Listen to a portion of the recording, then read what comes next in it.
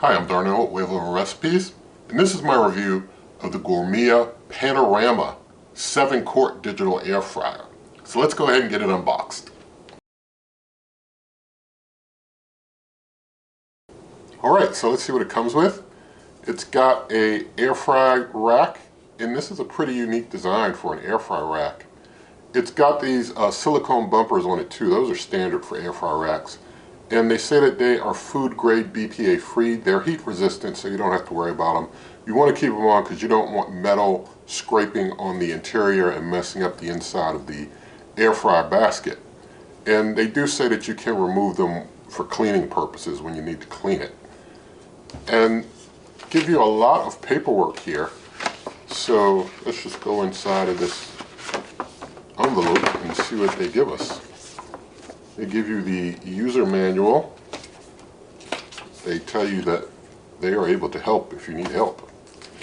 And some warning stuff and a nice big recipe book. This is a nice thing that comes with a lot of Gourmia cookers, is a recipe book. And so it's a nice big one.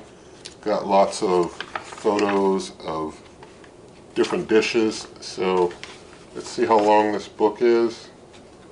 Looks like it's 67 pages. Back pages are some charts for like cooking guides. So pretty nice stuff going on in the recipe book there. And the power cord, it's a pretty lengthy power cord here. It's a 2-prong polarized cord. And the cooker is 1500 watts. And so it's a higher end type of appliance. And so with that, you want to use it on its own circuit so you don't blow a circuit. Or if you're going to have anything else on the circuit, you want it to be very low wattage. And this cooker has 12 presets. I'll be going through all those with you a little later. And they say that this has a 3D holographic display that projects the temp and the time in display messages. So that'll be pretty interesting. And the temperature ranges are between 90 degrees Fahrenheit to 400 degrees Fahrenheit. The time ranges are between 1 minute and 24 hours. The dimensions are 13.9 inches in height, 13.4 inches in width, and 17.4 inches in length. And they say that you should leave 4 inches of space all around. And it has a 7-quart capacity. And the weight is 18.7 pounds. They do mention that you should not use like the can aerosol oil sprays that you might see at some stores. You want to use, if you're going to use oil, use like a mister type of a spray, or I use like a hand pump sprayer, but nothing that comes from like those can aerosol sprayers. And so now I'm going to just show you around, just to let you see a general view around it. You see on the side here, nothing on the side. Nothing really on that side there. See in the back we do have some air holes in the back, and up underneath there you see that. So that's a good look around. Now I do want to say, as I get deeper into this review, if it does reach a point that it's not to your liking, there are over 900 videos here on this channel comprising over 100 different types of cookers, and so there's lots of different videos and reviews and things for you to enjoy. Just find the one you like and check it out. Also, there's the timestamp feature here in this video, and there's timestamps in the video description, and there's the chapters feature. So basically you can always advance to whatever you want to see whatever you want about this. Alright, so we'll get things plugged in and lit up in a moment, but I just want to take you inside real quick. And basically, the door is pretty interesting. It's got this big glass, well, big see-through door. It's plastic on the outside. It's glass on the inside. And you see in the back of the basket, it's got these holes there, opening. And the reason for that is because when we go inside, we see that the fan is back there in the back. It's a unique type of fan design there. There's nothing on the sides. That's plastic in there, no metal interior. And when we go up top, we see there's a big heating coil. So the heating coil is up top, but the fan is down there. And there's also, looks like, some other apparatus there for their holographic panoramic display that they got going on. So that's some pretty interesting stuff. And so basically, you see that the air fry rack, you know, it's got kind of that goes up in the back part, and it says that's the back. And you just kind of stick it in here, and I guess it goes over those openings there, and I guess that hot air just kind of flows in through the bottom through this fan that's blowing the hot air. Alright, so I've gotten things pretty well cleaned up, and I do like to point out with these window air fryer type cookers that you're going to get some condensation buildup in the window area. That's okay. Any basket air fryer has holes in the door with kind of a double door, and the ones even without a window get condensation buildup inside of those two doors. You just don't see it. With the ones with the window, you do see it, but it's not a problem. You're not going to get no mildew buildup and stuff like that.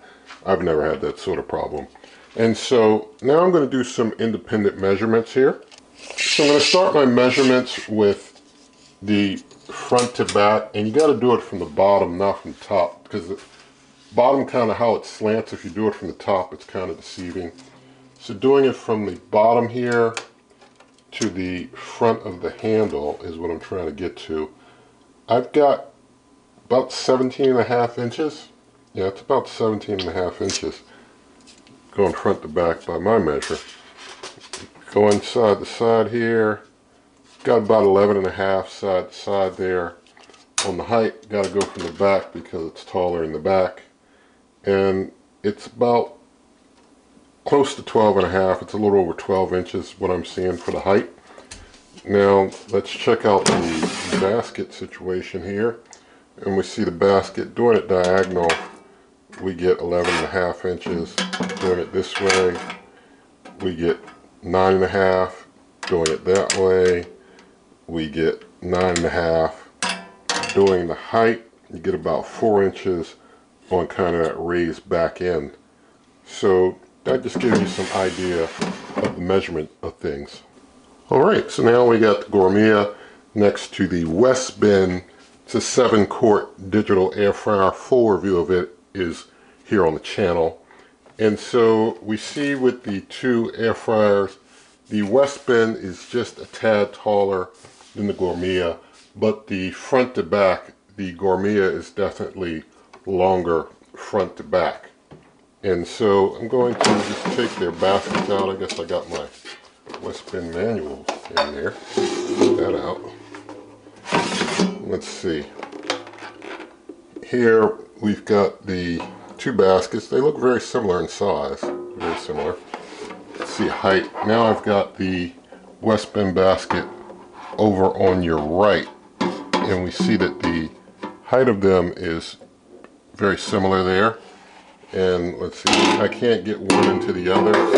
So actually I can kind of almost get the Gourmia. Just no, not really though. So they're basically about the same size. All right, so now I've got the Gourmia next to the Ninja Air Fry Pro 4-in-1. Full review of it is also here on the channel. And so we see that the Ninja, of course, this is a 5-quart air fryer, by the way, versus the Gourmia that's 7-quart. But the Ninja is shorter. It's also not as long. So just a smaller air fryer overall.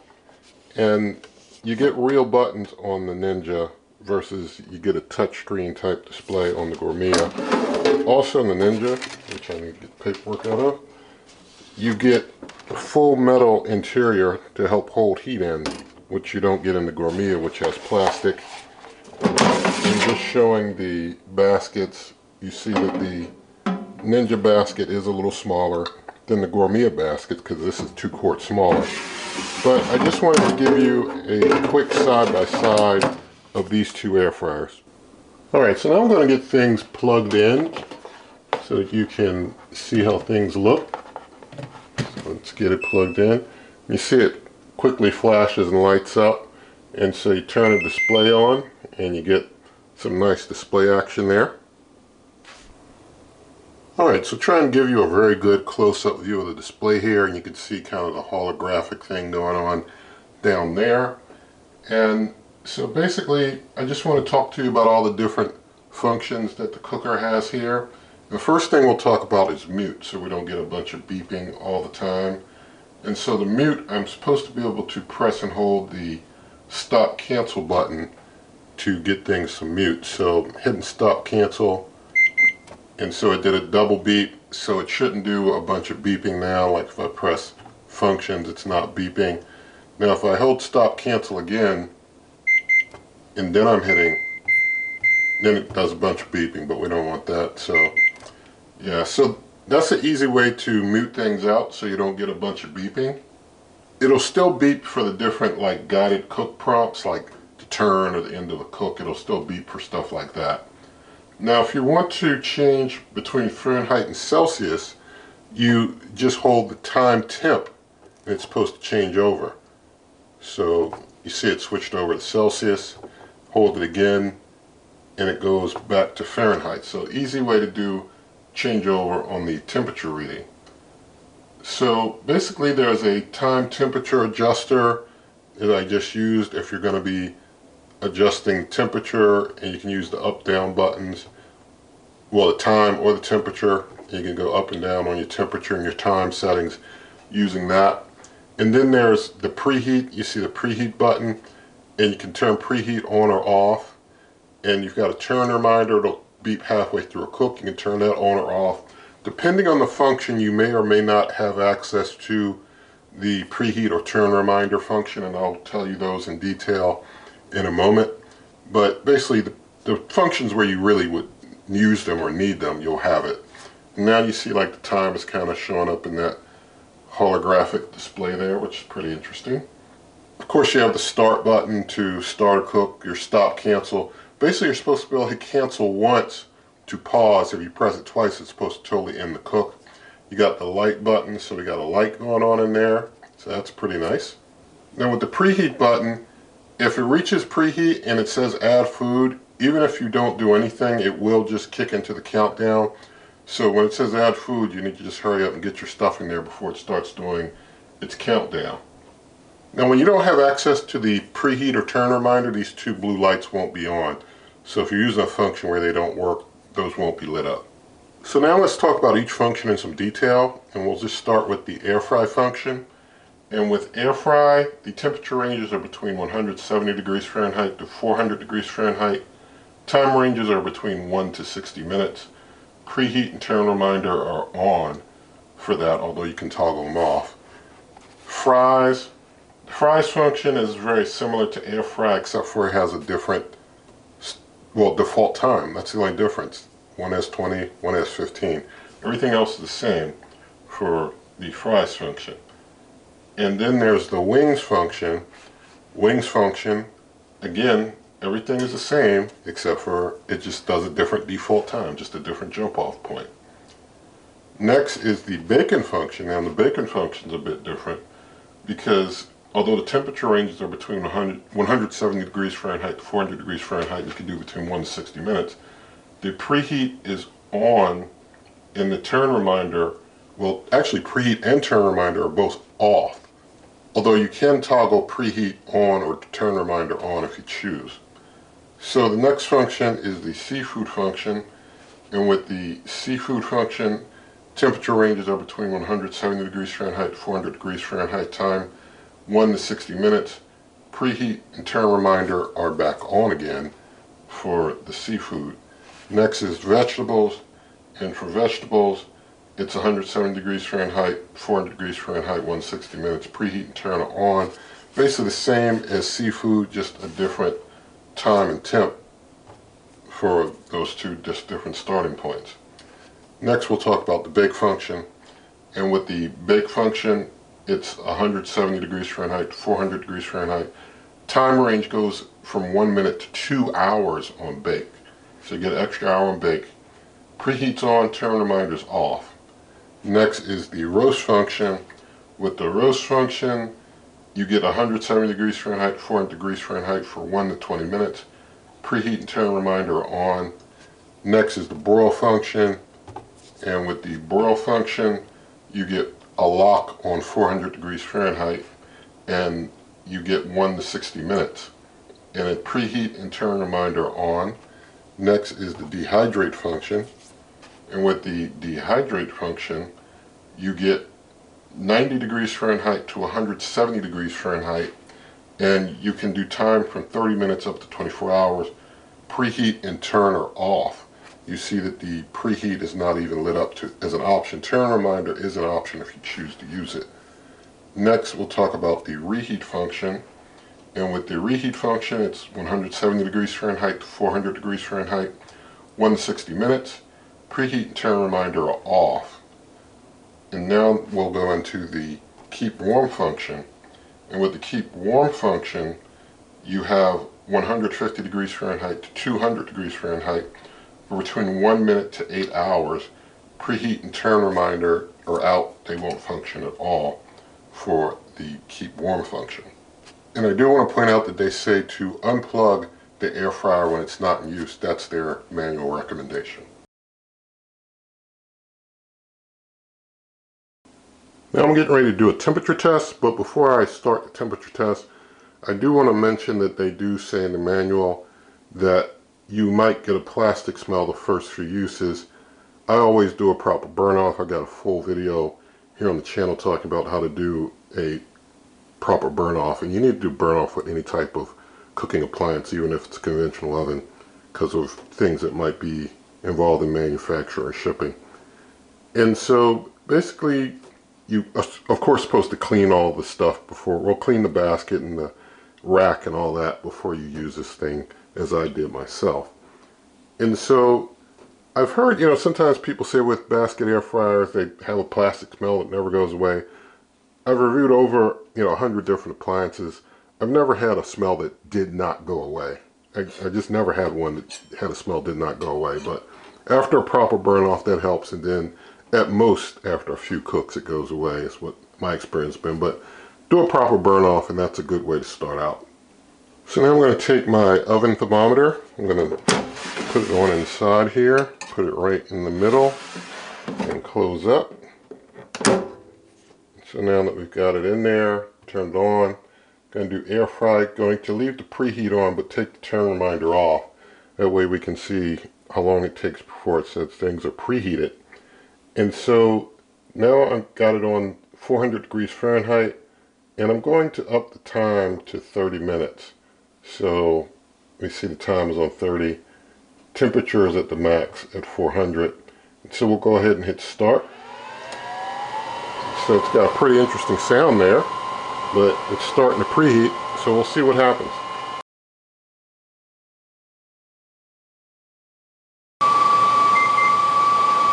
Alright, the preheat is done, and I'm seeing that the temperature is about 375-ish.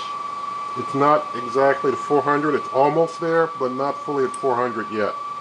And you see that it just started doing its countdown, so it's off and away.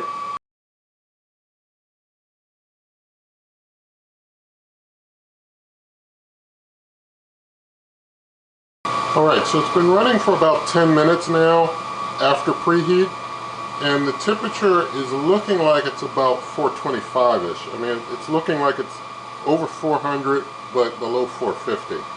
So it does get up to, that 400 range and stays there a little over, which is good. Now I'm going to do a sound decibel check.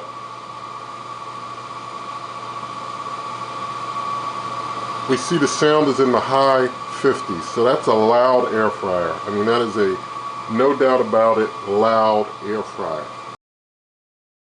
And now, just because this has a different type of display, something I don't always do in reviews, but I'm doing a electromagnetic field check. This is a acoustometer EMF meter, and so we see it's very low. The EMF reading is very low, so you don't have to worry about this emitting any type of strong EMF or anything of that sort. You'd see a much different picture in front of a microwave, which, thank God, I don't use anymore. Now I'm going to feel around things a bit, and here on the side, hot. Okay, it's just hot. This is what happens when you don't have a metal liner. More heat escape comes off the side, and the side is hot. Here on the table, it's a little hot. A little hot here on the table. Yeah, down here, I don't even want to keep my finger there. It's kind of hot there. On the front, the glass is kind of hot. Here, that glass is kind of hot on the side, kind of hot over there on the back. Yeah, it's just hot all over. Thing is hot all over. Now I've got a thermal imaging camera here to do some thermal imaging check, and we see that of course the glass up front is the hottest, but you can see from the center target where I'm holding it, even at the center target, it's 162. It's in the 160s there. I mean, like right here, this is 160s. So, I mean, it's hotter here, but it's hot there too. And going up to the display, let's see, up in the display area, I mean, it's reading like over 100 on the display. Yeah, some parts of the display are kind of warm. I mean, this thing is pretty hot. Then going down here on the side, you see, you know, it's hot there where I put my hand. On the center target, you know, it's like in the 160s reading there. Just look around the back a little bit. You see the kind of hot. You got your exhaust in the back, so of course it's going to be some hot exhaust. Let me try and go around the other side.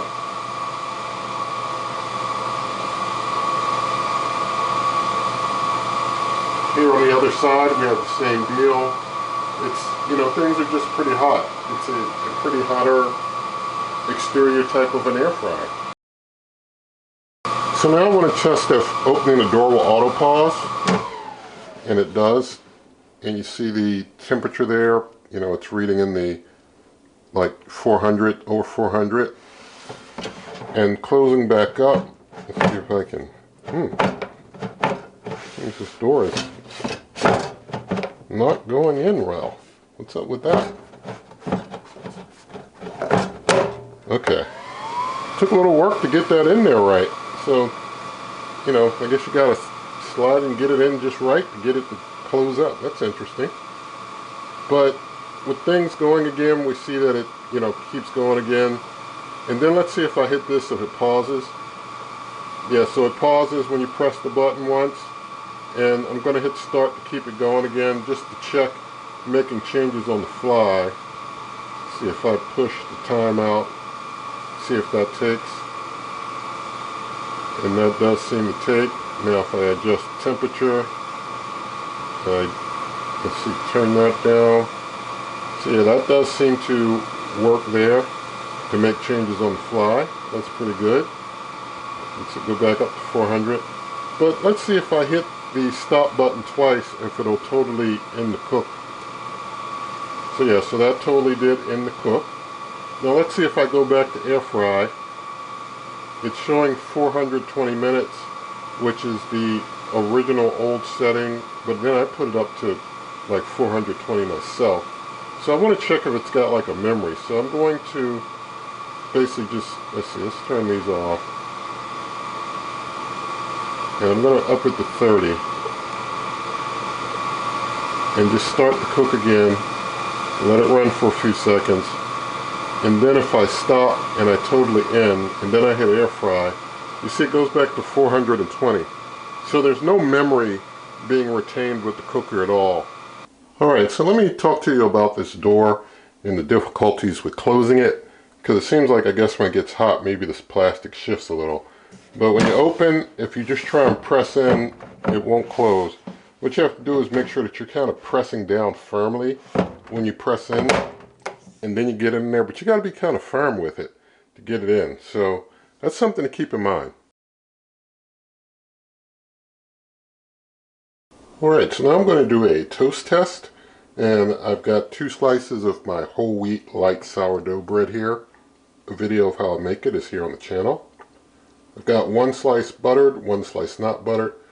Cooker is still pretty hot inside, but we're going to go with it anyway.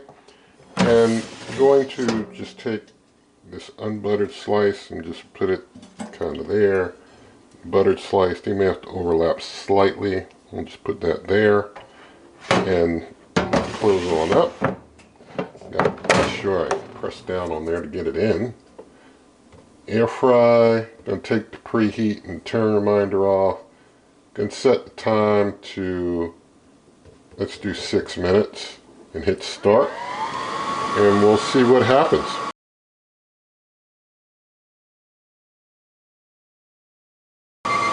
Alright, time's up. I did forget to mention my bread is far more resilient than store-bought bread, so store-bought bread would be far more cooked by now than mine, that, as I said, is more resilient. But let's have a look at what was done here. I think I'm getting good at pressing down to get that door in.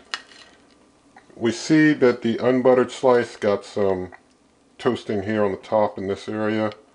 On the back, it got a little bit of toasting on the back. And the buttered slice, we got, some toasting on it. Butter melted through. Looks like it got some searing on the back as well. And so, even though it's got the air coming from the bottom some, you're still getting more of your cook apparently from the top than the bottom. So now I'm going to do a bake test. I've got my almond flour chocolate chip cookie dough here. I'll flash the recipe on the screen for a moment. And so what I'm going to do, I've got some extra light olive oil here in a pump spray. Don't confuse it with regular olive oil, it's not the same. But I'm going to do a preheat. So going to hit on the bake, going to leave it at 325. For the time, I'm going to bring it down to 20 minutes. Leave that preheat there and hit start. After things preheat, I'll start trying to carefully get the cookies in after spraying the air fry rack. Alright, going to spray some oil. Now I'm going to just kind of flip the cookies in one by one.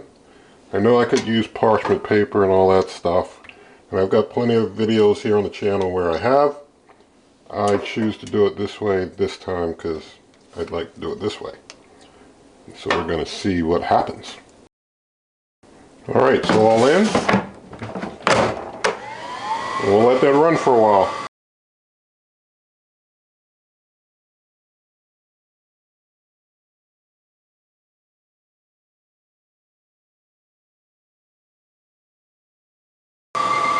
Alright, let it go to full 20 minutes. And they don't look too bad. For a basket air fryer, that's not bad. They do feel done. So, not a bad job there on the baking. I do want to show you, given how the airflow goes, the top's got pretty good baking, but underneath we see, well, if I can get that one back over, turn it over. Alright, this is the bottom of this one.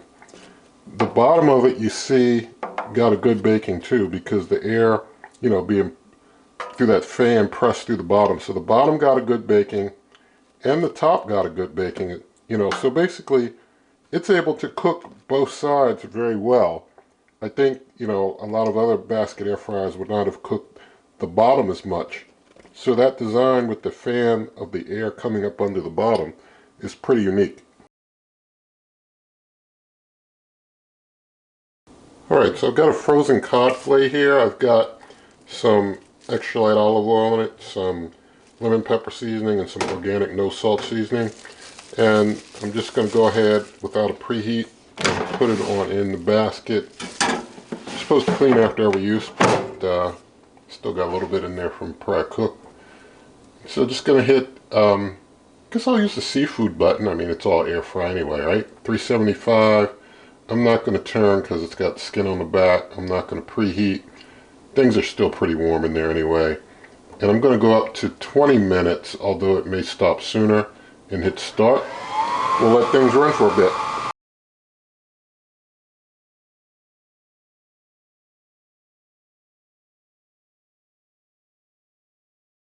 Alright, I've let it go for 15 and things are looking very done in there, so let's test temperatures. Well, we're in 120. Well, up here we're hotter. Yeah, actually, let me try the middle again. Yeah, it seems like right here in the middle, we're just a little too cool in the middle. Let me move it down some. Maybe that'll help. I don't know. Gonna let it go for this one, well, let it go for 2 more minutes, and then I'll check it again. Alright, so 17 minutes in. see if I think it's done. Well, yeah. See, now I'm getting a good read. I just had to get into a better part of the meat. Yeah, it's done. I mean, that part there, I'll have to, I mean, it's so done. I'll have to leave whatever's not done to carry over this time around. So I think it's done. I think it just needed a little more because I couldn't get a good read anywhere in the middle earlier, but now I can. So it's able to air fry your fish up.